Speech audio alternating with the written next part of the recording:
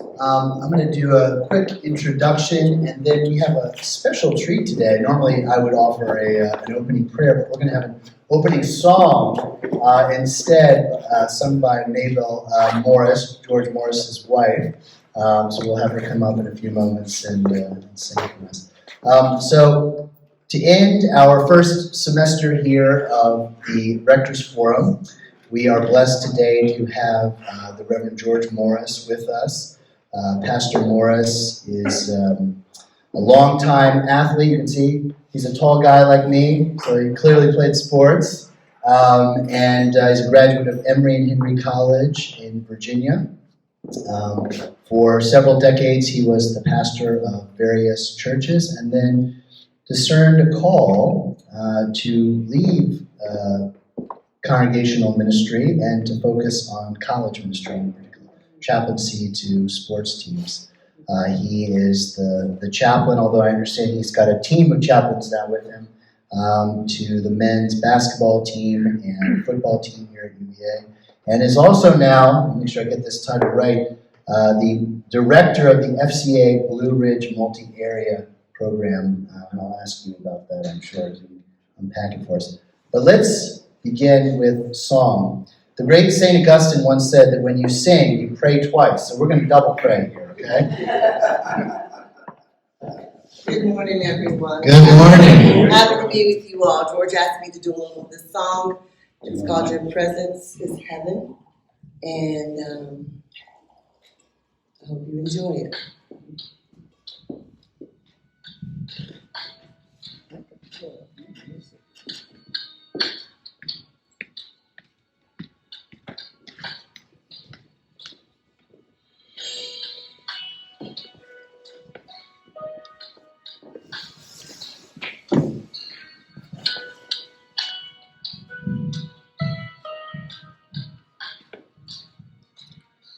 Who is like you, Lord, in all the earth? Matchless love and beauty in this world. For nothing in this world can satisfy. Jesus, you're the cup that won't run dry. Your presence is heaven to me.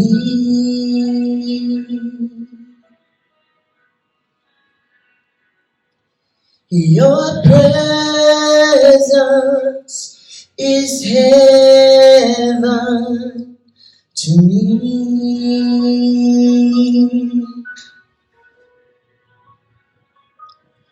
Your presence is heaven to me.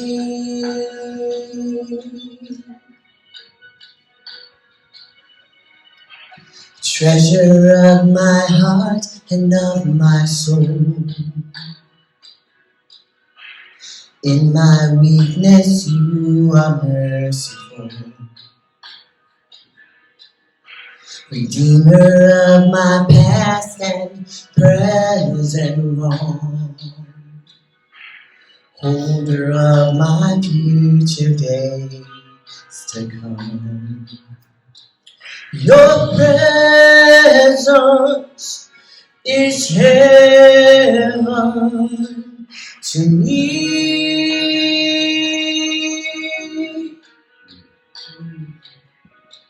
Your presence is heaven to me.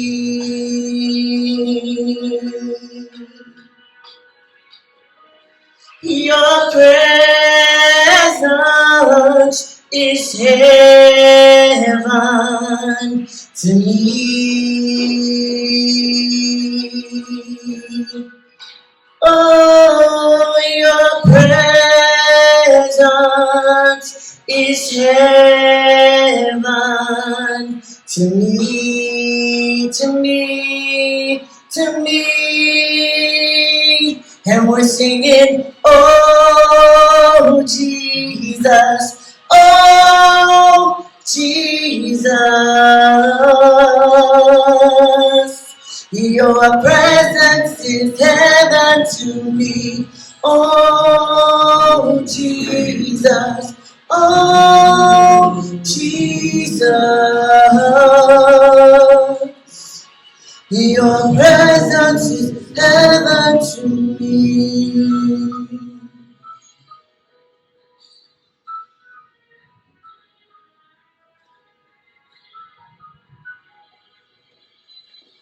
All my days on earth I will await the moment that I see you face to face. For nothing in this world will satisfy. Jesus, you're the cup that won't run dry. Jesus, you're the cup that won't run dry. Jesus, you're the cup that won't run dry. Your presence is heaven to me.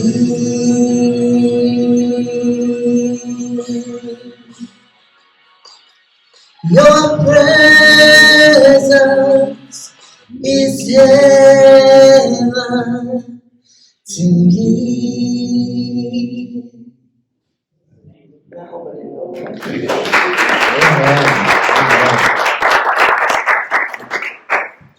All right, we're going to have to start all of our Rectors forums that way from now on. Wow. Well, George, let's start by getting a sense of your current role. I've talked a little bit about it in general, but can you tell us what you're doing as this multi-area director of the FCA Blue Ridge and what your role is right now with the sports teams at UVA? Yes, thank you. Currently, I serve as the multi-area director for the Blue Ridge, which is 19 counties and encompasses 11 colleges and universities and 50 high schools and middle schools. We have a staff of 20 and are adding to that right now, another 4 people, so that there's FCA presence, ideally and ultimately in every college and every public school, and where private schools would allow, we present as well. And so that gives us the opportunity to be able to encourage coaches and athletes and to lead them into a growing relationship with Jesus and his church. And this is the Fellowship of Christian Athletes, FCA. Fellowship of Christian Athletes. Right. And what's your role with UVA specifically?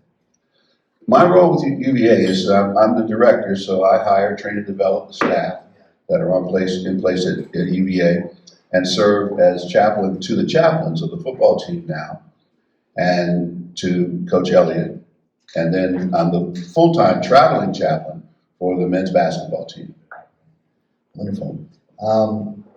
And you titled today's conversation as a ministry of presence. Yes. What does it mean to engage in a ministry of presence, and especially with athletes? It means that on the walk from the locker room to the court, or the walk back from the practice field to the locker room or the bus, a conversation may start that could change that athlete's life forever, but would never have happened if there weren't presence. And perhaps right now, more so than at any other time at the University of Virginia, ministry of presence is needed. And it is being provided. Not only is there the need, but the Lord in his wisdom placed us here really in 1974. There were 2 athletes, a football player named Don Flo and a basketball player named Mark Newland, who wrote to the FCA headquarters of Kansas City and said, we want to start an FCA chapter at UVA. A week later, they had a box in the mail. And that's how we started. So you've been at this work for a good amount of time. You've seen a lot of groups of football players, basketball players come through here at UVA and now, of course, at other schools as well. I certainly want to reflect a little bit on the events that have happened here in our community in recent weeks and how you all have ministered to the community. But starting a little bit more generally, what sort of issues, concerns, anxieties, wonderings have you noticed students bring to you and to the other chaplains? Sure. Well, always, immediately, there's the recognition of how they respond to pressure. Mm-hmm. When you're an athlete, there's the expectation that your identity is tied to the school. Mm-hmm. And so for some, losing becomes this unbearable weight and pressure. Others, it's winning. And the more they win, the more anxious they become. And so the opportunity to say, hey, your identity must not be tied to the scoreboard. Your identity needs to be nailed on a cross. When you begin to see yourself as the unconditionally loved person of God, the score doesn't change that. And so the athlete becomes free now. Coaches love and is not contingent upon their performance either, because we're in an environment where we have coaches who are coaching with biblical principles. Now, they're not quoting scriptures and preaching sermons and proselytizing their players, but they're demonstrating the love of Christ. They have high expectations coupled with high grace. And so performance is not the determining factor of whether or not you're valued in this team. And it's creating a really different culture for sports.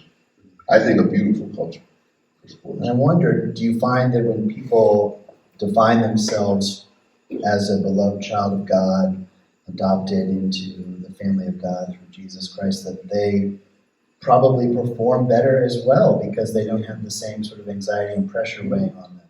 Right? So there's a sort of, you said, liberation to that. Yes, it is. Because whenever you can eliminate the distractions, whether that's through a personal discipline or some cultural experience, when you can eliminate the distractions, the creativities flow more freely and the joy comes back.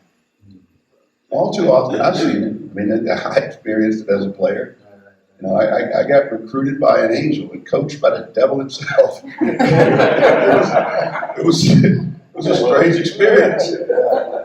You know, but when the environment says you are valued as a person, your performance is now a gift. Do you find that players are receptive to this, to the Christian message, to the gospel? As much as anybody else on the street is. You know, it's a question of the authenticity of the presentation. Do you really care about me? Or are you just checking a box? You know, are you climbing a ladder on my back? And real recognizes real. So we meet players and coaches where they are. You know, my invitation is to go grab a smoothie. So let's have breakfast. I don't invite players to Bible study. I don't invite players to the huddles, we call them, or timeouts. The players do that.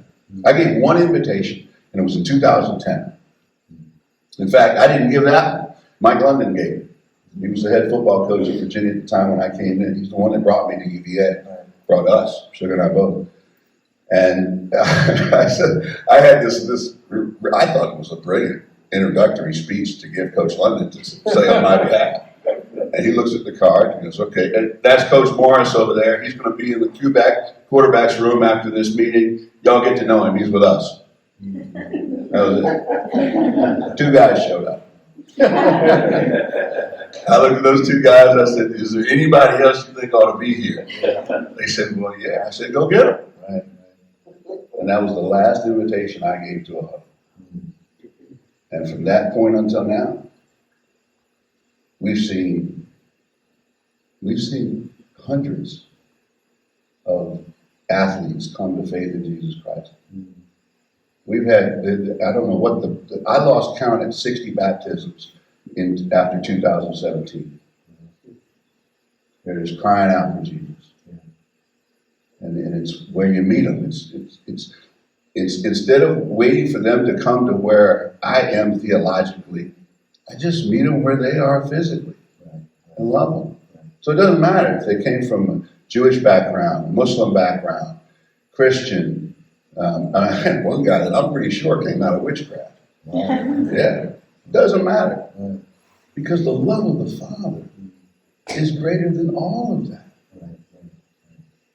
And you make space for them to share what they're going through in that one-on-one ministry of presence.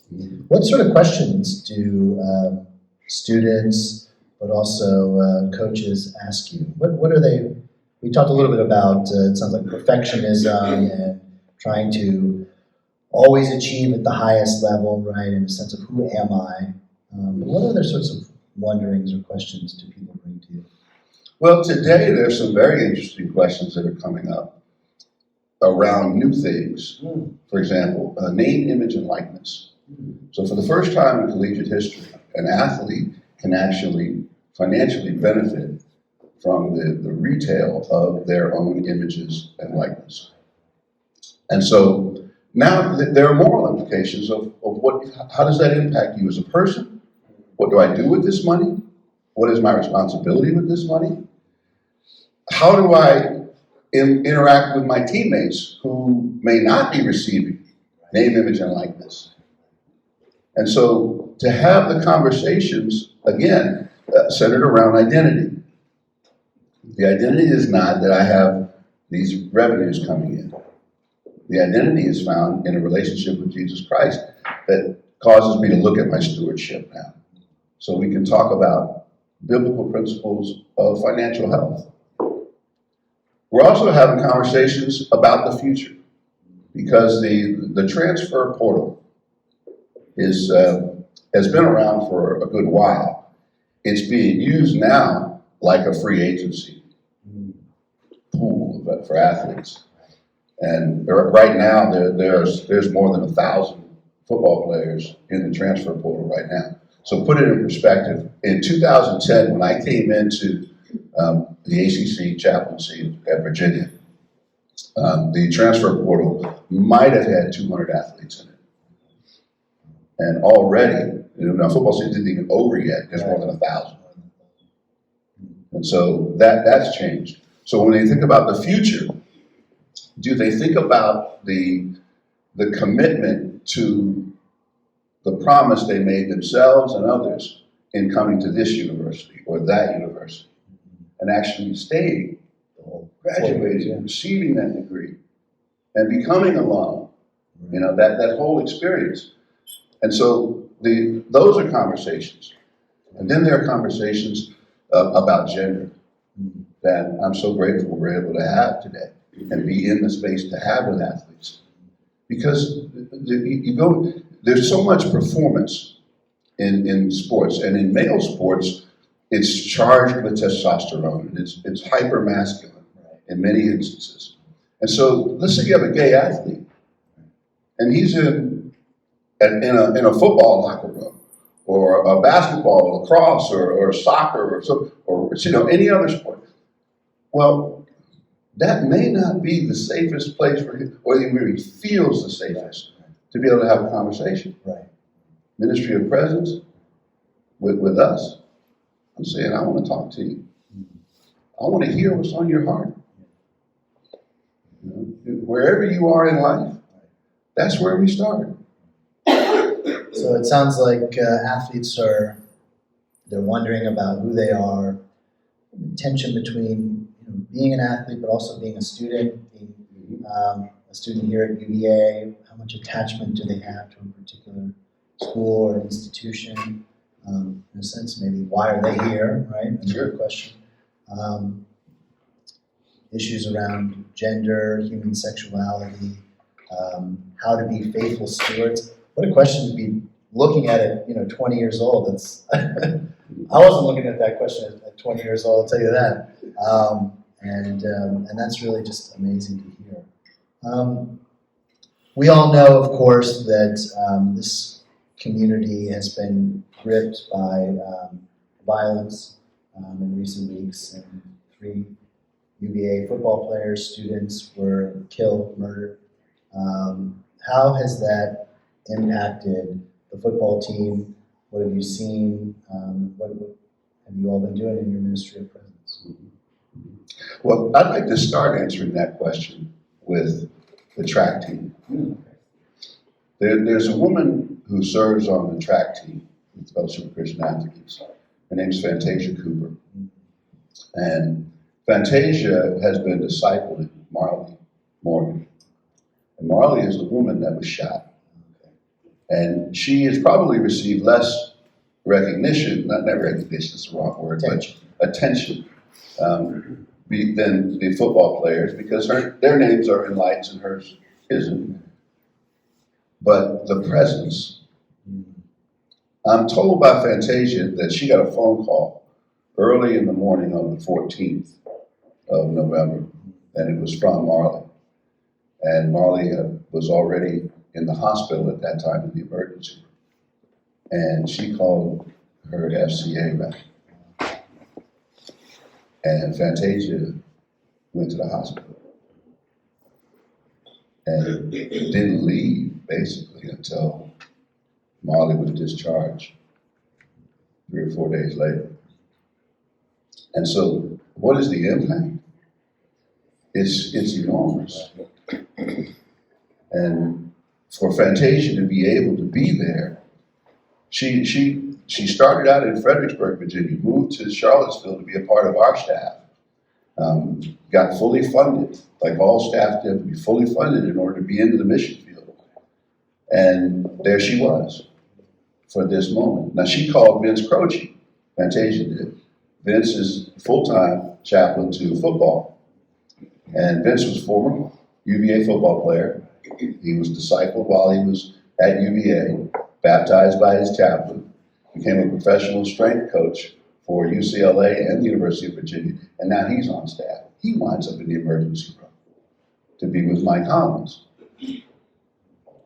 Now the other 3, Lavelle Davis Jr., Devin Chandler, and Deshaun Perry. Those were, well, I'm gonna show you real quick.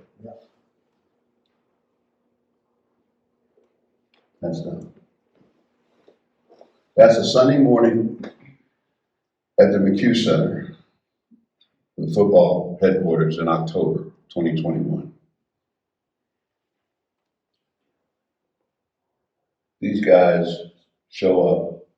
They had a game the night before, and the training room will open up about an hour after they got there. We have a Bible study. It's like basically Sunday school for college football players.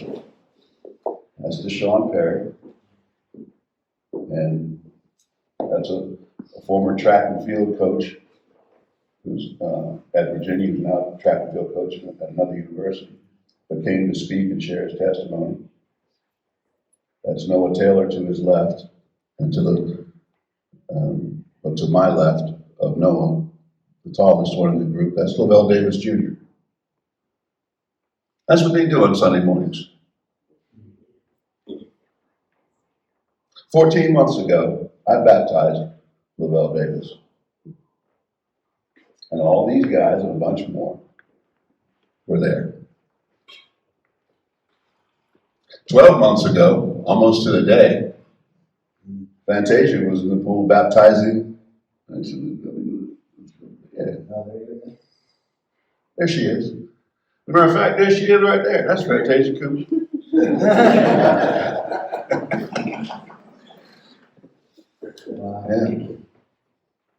So when you look at this picture, and we go back one, this is ministry of presence and discipleship in action.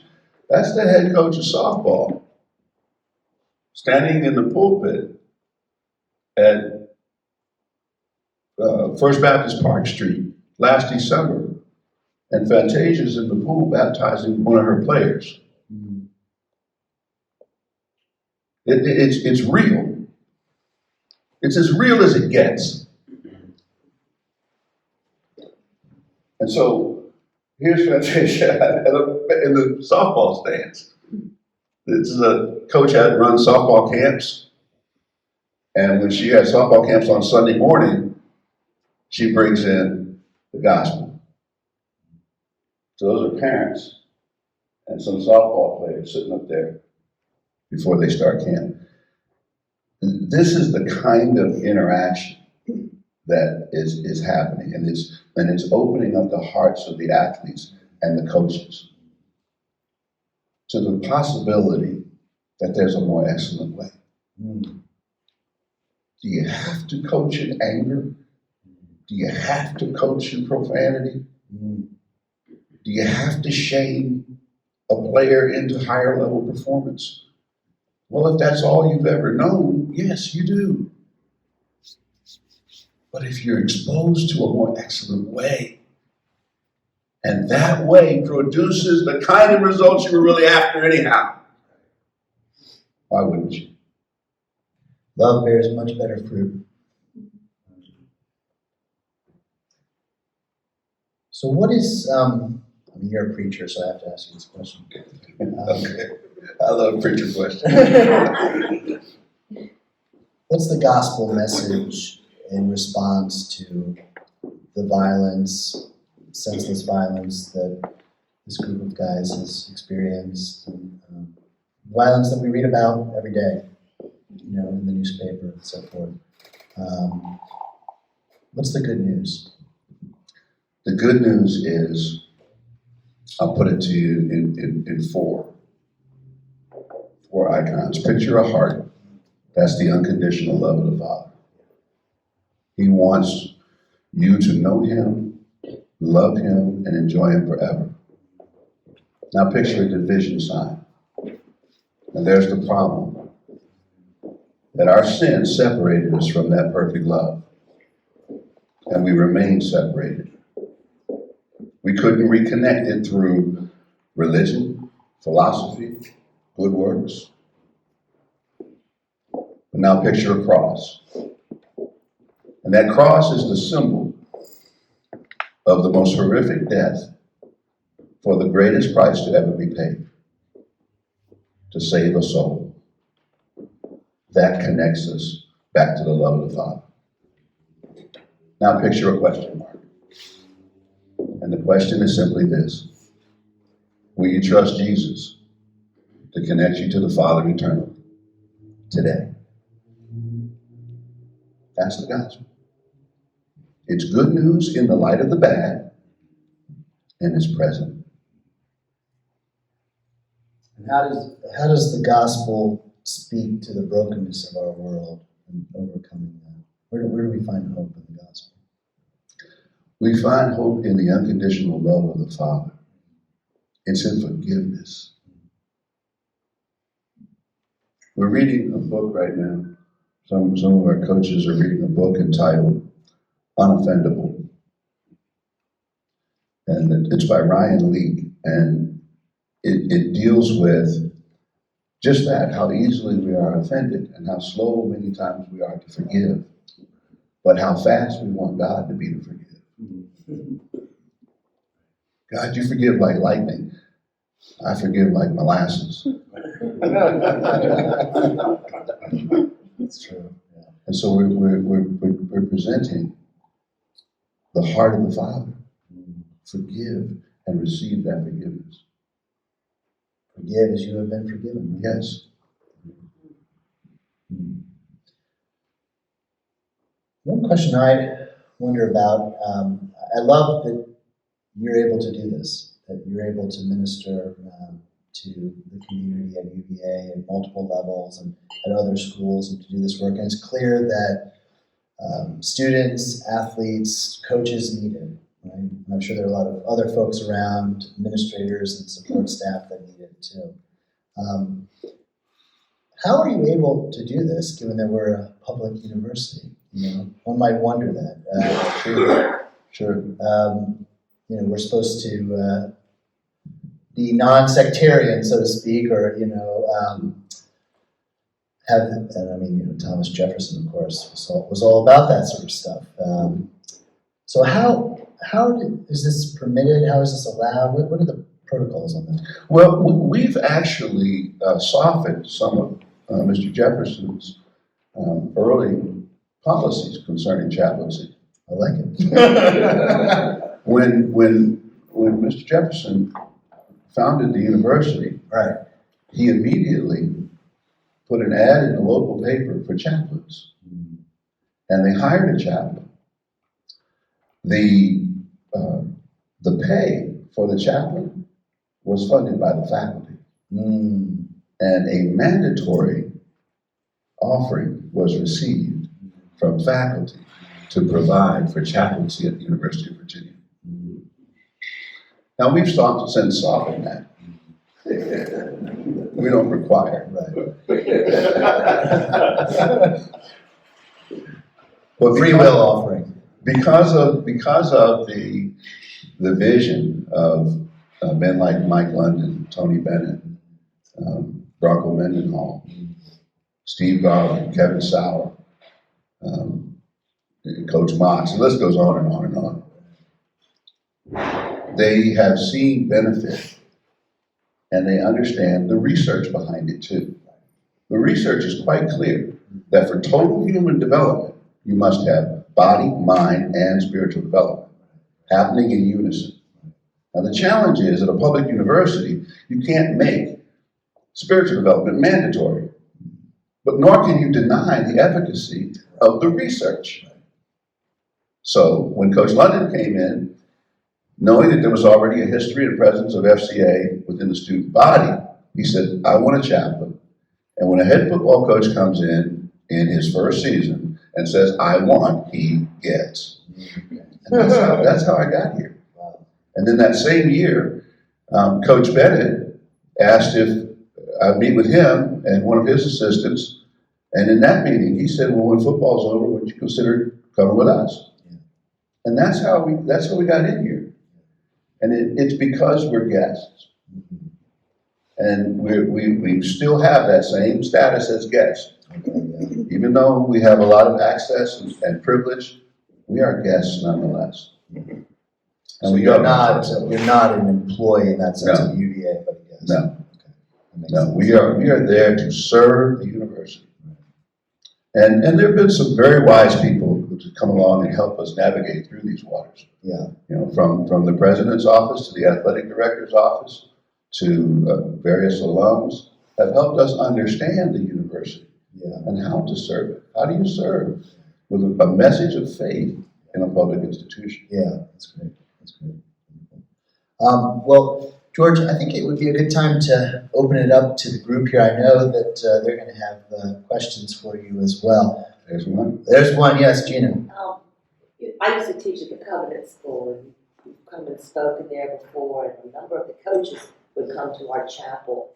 I've always been so impressed at the Christianization or how Christian the coaches are, from the baseball to the wrestling coach to Tony to the football coaches. And I mean, UVA to me is I went there, it's such a secular place. I'm just so impressed with how well you guys, the coaches that you bring in, and do you have any influence on that, or is it just God working through the university in a mysterious way? It's the Holy Ghost. I promise you, if I tried to design it, it'd be a mess. Well, I have to thank you because Covenant used many student athletes as coaches, and my daughter and my son were influenced heavily by a field hockey coach and a swimming coach that came out of the university.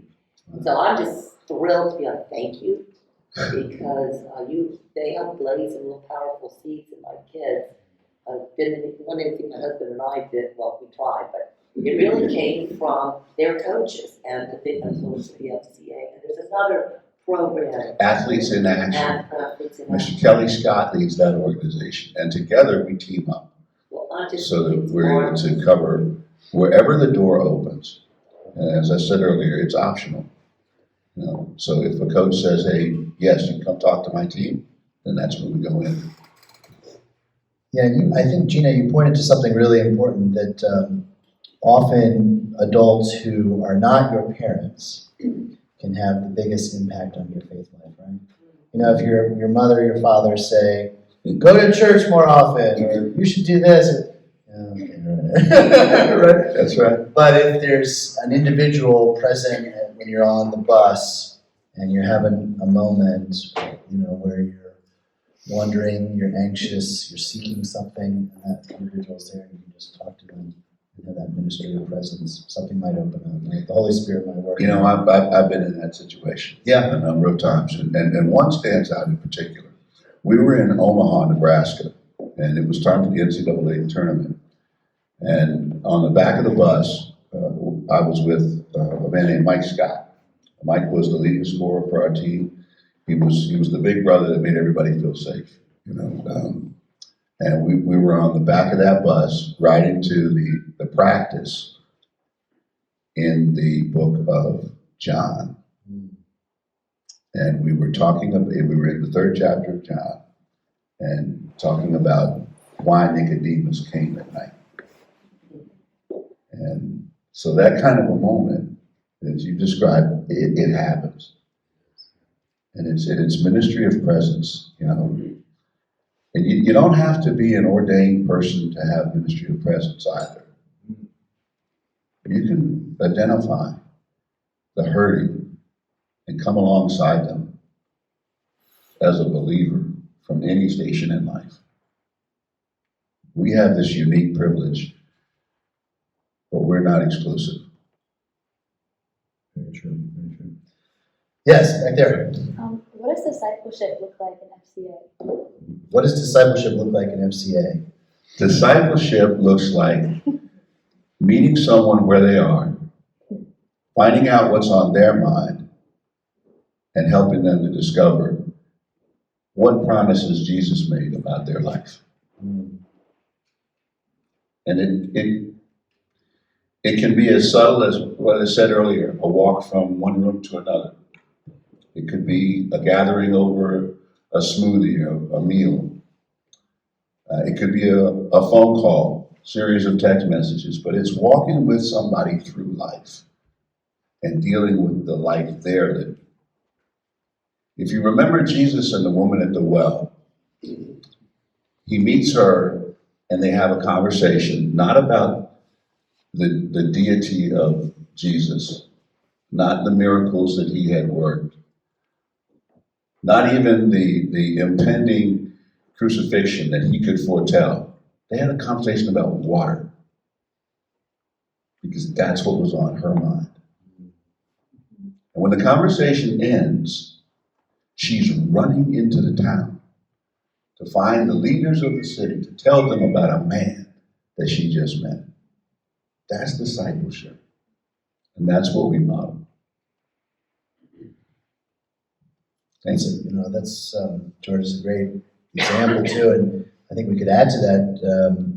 It was remarkable that Jesus talked to her, right? Given all the societal conventions of the time, and her standing, and however many husbands she had had, and you didn't do that kind of thing in that cultural context. But as you've been saying, Jesus met her just where she was. What other questions do we have? No other questions? You guys are quiet today. Yes, back there. So I imagine the challenge, particularly with athletes, it comes from them being dislocated maybe from their growing up peers, their neighborhoods, because they've been recruited away from home. They've been established as someone special. How challenging, or is that one of the biggest challenges that you face, is trying to get them to be real, even though they've been treated, almost godlike in some certain specifics. And then on the team, you've got others that are support players, not quite at that star level. Does that become a challenge? And how do you deal with it? Different expectations. Both scenarios are challenging. Interestingly enough, they kind of serve themselves because humility is a part of the process. Whether you came out as everything in high school or not, it's humbling to go into those preseason workouts. It's humbling. And the environment does one thing, but then you have those older players who are so generous to give lessons in humility.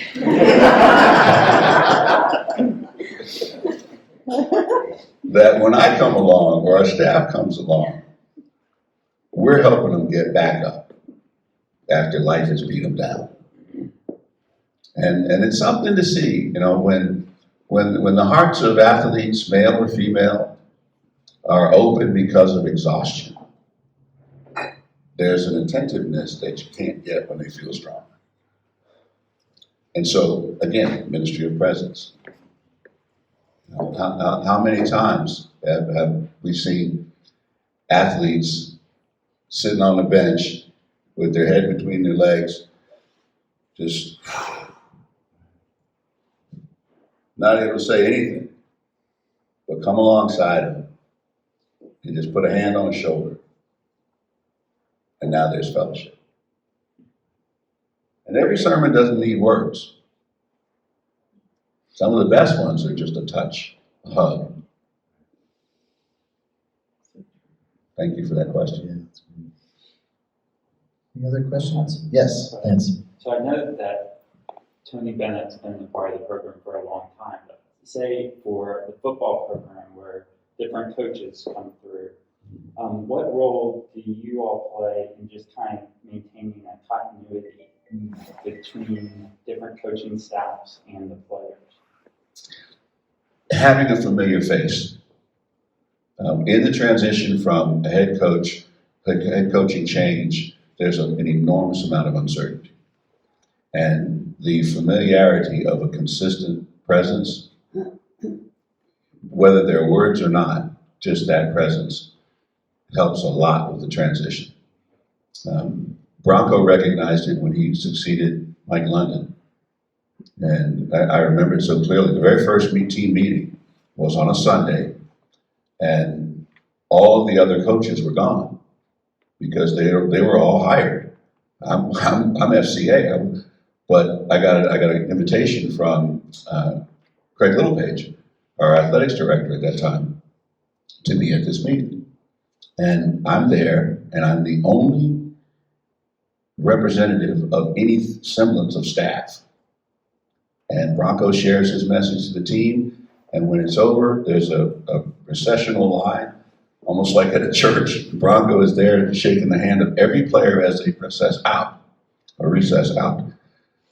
And I'm the last one. And Craig Littlepage says, "This is George Morris, our team chaplain." John Oliver, executive associate director, is there also. And Bronco looks at me and says, "I've heard a lot about you. I'm glad you're here. I'm going to need your help." And he meant it. Now, the way that Bronco utilized me was different than the way Coach London did, and the way that Coach Elliott is utilizing Vince Croce and Bishop Gordon Fields is different. But each one has kind of progressed to a higher level of access because of, I gather, it's because of the effectiveness of what they've seen. If it weren't working, they wouldn't keep us. I promise you that. Thank you for the question. Any other questions? Yes. So speaking of, you're dealing more with the athletes and so forth, but what about the coaching staff? The changes with Coach Mox, and especially the women's basketball team has had an influx of change.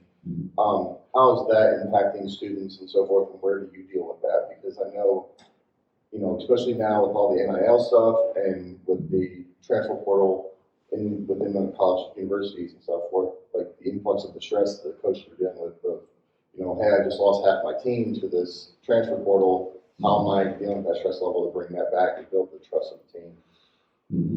Well, again, it's through human interaction. And there are two people in this space. Fantasia Cooper is one. working with the women's sports. And Mabel Morris, my wife, you heard her sing a few minutes ago.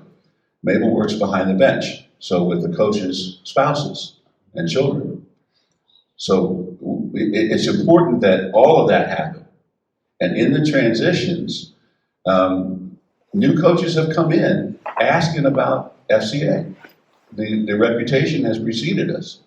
So we have not asked, can we serve? We've actually been invited.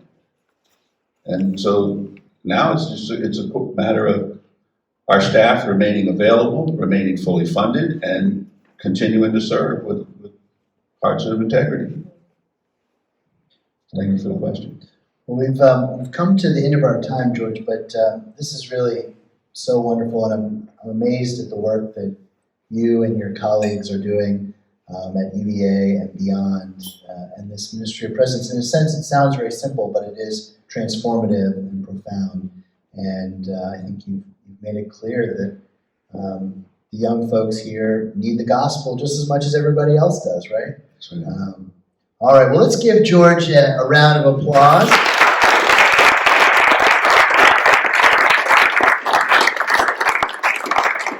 Go in peace to love and serve the Lord. Thanks be to God.